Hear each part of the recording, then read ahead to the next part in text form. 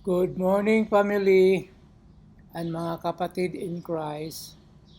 Buhay cowboy caregivers sa Amerika. Today's video, pakita ko sa inyo yung routine job ko dito as a caregiver dito sa trabaho ko. Level 3 yung okay, today's devotion is found in Exodus 20, verse 2 to 5. I am the Lord your God, who brought you out of the land of Egypt, out of the house of slavery. You shall not have no other gods before me. You shall not make yourselves an idol. You shall not worship them or serve them. For I am the Lord your God. I am a jealous God. Let us pray. Father God, though we are not worthy of your grace and love, but you still love us. Thank you for our Savior, Lord Jesus Christ, for dying on the cross to save us.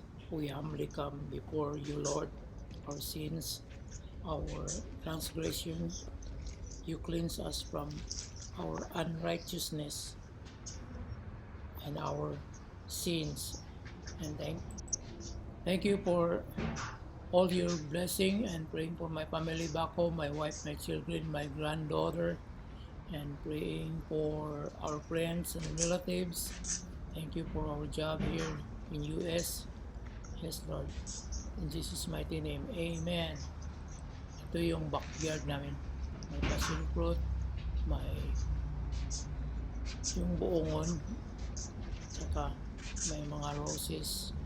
Inanim ako ng passion fruit, mga plants dito. So mag-bake tayo ngayon ng meatloaf. Yung pakain natin sa mga alaga natin, 4 sila. Ito yung trabaho ko dito, caregiver cook sa Garden Grove, California. Ito yung mga ingredients. Gawa tayo ng meatloaf. Haluan mo ng itlog, ground beef, yung breadcrumbs, milk, paprika, soy sauce. I-bake mo ng 40 minutes. And after that, lagyan mo ng toppings ng yung ketchup with may halong brown sugar, salt and pepper.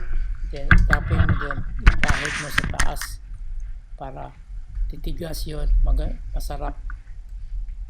After 40 minutes of baking time, ipahid mo yung ketchup na may halong brown sugar. Tapos another 15 minutes. After that, luto na yun. Ito yung ketchup. Ilagay mo yung ketchup sa mga 1/4 na ketchup at saka yung brown sugar 3 tablespoon, and then i-mix mo na maigi, then put the toppings evenly na toppings up. Then after 15 minutes, yun na, maluluto na yun. Yun, maluluto na yung baked meatloaf. Gusto sa mga Amerikano yun. Ito na yung pasyente ko kumakain. You have, what do you have there? The bread? Yeah. I just made your mashed potato. Thank you. And your chicken, and your salad, Yum. fruits, and Coke, and the water. I'm all set, yeah.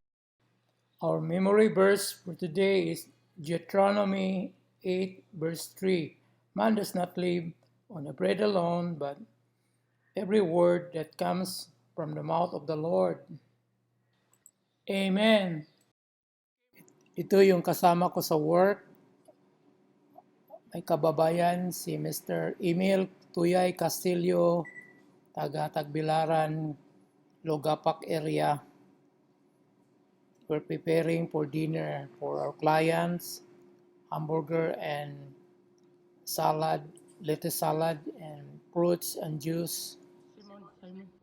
Hindi sila sabay-sabay kumakain. Thank you for watching. God bless us all.